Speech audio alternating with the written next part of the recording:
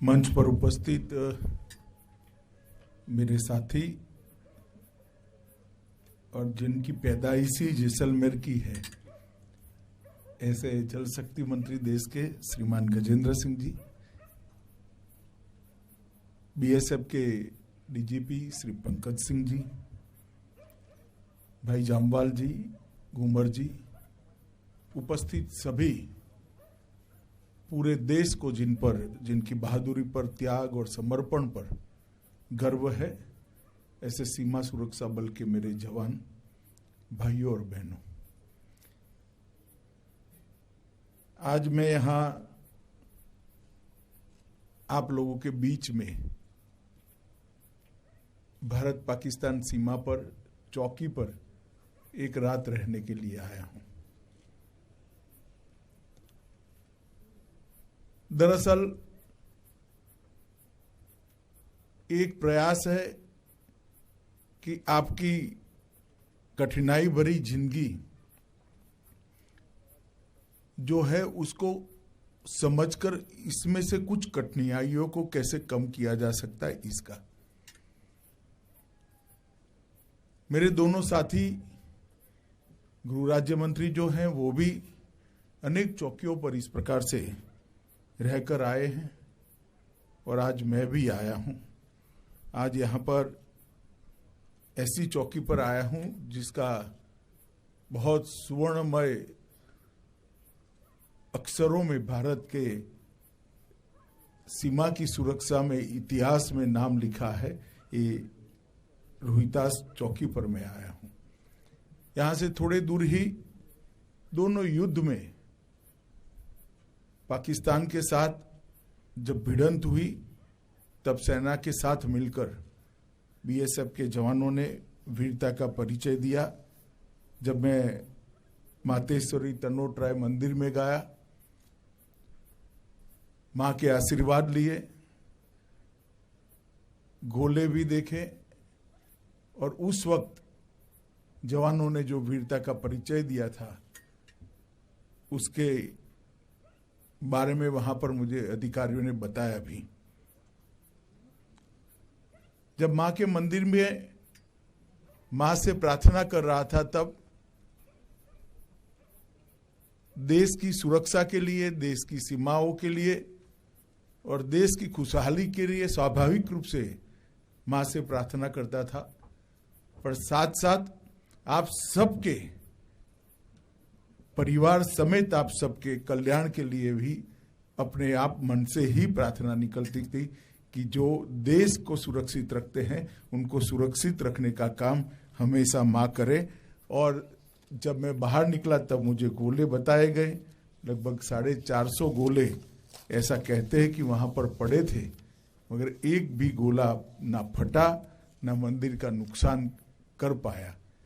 और ये पूरे क्षेत्र की सुरक्षा वहीं से होती है, ऐसा हम सबका बहुत अटूट विश्वास है। मित्रों, आज एक छोटे से कार्यक्रम में अभी आप सभी को कार्ड देने का एक कार्यक्रम, सिंबॉलिक कार्यक्रम है, किया गया। इस सीएपीएफ आयुष्मान भारत का एक हिस्सा है। देश के प्रधानमंत्री नरेंद्र मोदी जी ने एक बहुत बड़ा निर्णय किया है कि सीएपीएफ के सभी जवानों और उनके परिवारजनों को भी एक अलग अलग कार्ड दिया जाएगा और वो कोई भी अस्पताल में जाकर वो कार्ड को स्वैप कर अपने परिजनों का और खुद का इलाज कर सकते हैं, किसी भी प्रकार की बीमारी के लिए, किसी भी प्रकार के आपत्ति के लिए।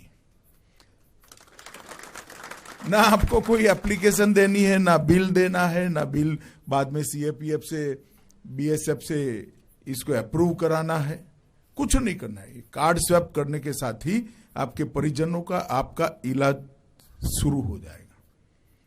एक अत्याधुनिक व्यवस्था है जिससे बीएसएफ पर से बहुत बड़ा एडमिनिस्ट्रेटिव बोझ भी कम हो जाएगा। हजारों की संख्या में, शायद 2-3 साल का गिन ले तो लाखों की संख्या में मेडिकल बिल आते होंगे। इसको जांच करना, इसको चेक करना, चेक कर फॉरवर्ड करना, अप्रूविंग अथॉरिटी जोड़े अप्रूव करना और फिर पेमेंट करना। ये सब में से मुक्ति इलेक्ट्रॉनिक तरीके से कार्ड को स्वैप करने से मिलेगी। और न केवल BSF, CRPF, SSB, Assam rifle, Indo Tibetan police, अब सब सीएपी में सभी परिवार और उनके परिजनों के लिए ये व्यवस्था भारतीय जनता पार्टी की नरेंद्र मोदी सरकार ने की है, हमारे देश के प्रधानमंत्री ने की है। और इसके पीछे एक छोटा सा ही संवेदनशील संदेश है कि जो जवान देश की सीमाओं की सुरक्षा करते हैं, कई जगह पर -40 डिग्री टेम्परेचर होता है, कई जगह 50 डिग्री टेम्परेचर होता है।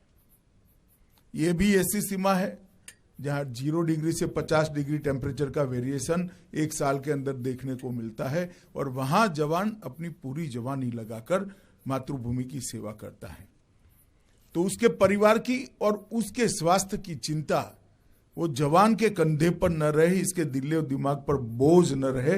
वो भले यहां सेवा कर रहा है, अपने परिवार को वो कार्ड दे देगा तो घर में बूढ़े माँ बाप को हो या बच्चे को हो, किसी को भी बीमारी आएगी तो तुरंत ही कार्ड स्वैप कर आपकी उपस्थिति के बगैर इसका इलाज हो। इस प्रकार की व्यवस्था बहुत अच्छे तरीके से की गई है। और इसके साथ साथ हाउसिंग सेटिस्फेक्शन रेशियो को भी हम इंप्रूव करने के लिए प्रयास कर रहे हैं। मुझे भरोसा है 2024 तक इसमें हम काफी सुधार कर लेंगे और कम से कम एक साल के अंदर 100 दिन जवान अपने परिवार के साथ रह पाए, इस प्रकार की व्यवस्था भी हम अब साइंटिफिक तरीके से करने जा रहे हैं। इसके पीछे उद्देश्य एक ही है कि जो जवान अपने जीवन का सुवर्णमय समय देश को समर्पित करते हैं, उनके परिजनों की, उनके परिवार की, उनकी हर प्रकार की चिंता करना सरकार की फर्ज है और ये सर्वप्रथम दायित्व है। 50,000 लोगों का अभी रिक्रूटमेंट हो चुका है। ट्रेनिंग होने के बाद तुरंत ही और साइमल्टेनियसली चालू किया, मगर ट्रेनिंग में जाते जाते और 1 लाख लोगों का रिक्रूटमेंट चालू होगा तो मुझे लगता है कि हम ये रेशियो को पहुंच जाएंगे। लगभग 2 दिसंबर तक 25 लाख कार्ड देश भर के केंद्रीय सशस्त्र पुलिस बलों को दे दिए गए हैं और बीएसएफ को आज तक 4.5 लाख स्वास्थ्य कार्ड वितरित कर दिए गए थे। मुझे भरोसा है कि फरवरी अंत तक सभी लोगों को अपने परिवारजनों समेत सभी कार्ड देने का हम लक्ष्य पूरा कर पाएंगे। मित्रों, ये ऐसी पोस्ट है जहां सेना और बीएसएफ के जवानों ने वीरता की अनेक माइलस्टोन स्थापित किए हैं, जिसको पार करना बहुत कठिन होगा। और उस वक्त लौंगोवाल पोस्ट पर ये लड़ाई न लड़ी गई होती तो युद्ध का परिणाम कुछ अलग होता। जिस जज्बे के साथ, जिस बलिदान की भावना के साथ और जिस देशभक्ति की उच्चतम शिखर का परिचय देते हुए उस दिन जवानों ने जो लड़ाई लड़ी, वो आज भी हम सब के लिए प्रेरणा के पात्र हैं। बहुत कठिन पोस्ट है। दरकते हुए रेत के टीले में खुद देखकर आया हूं। कई बार तो मैंने प्रेजेंटेशन में देखा कि पूरी की पूरी फेंसिंग के ऊपर रेत का टीला आ जाता है। जब रेत चली जाती है तो फेंसिंग बिल्कुल टेढ़ी हो जाती है, कहीं से टूट जाती है।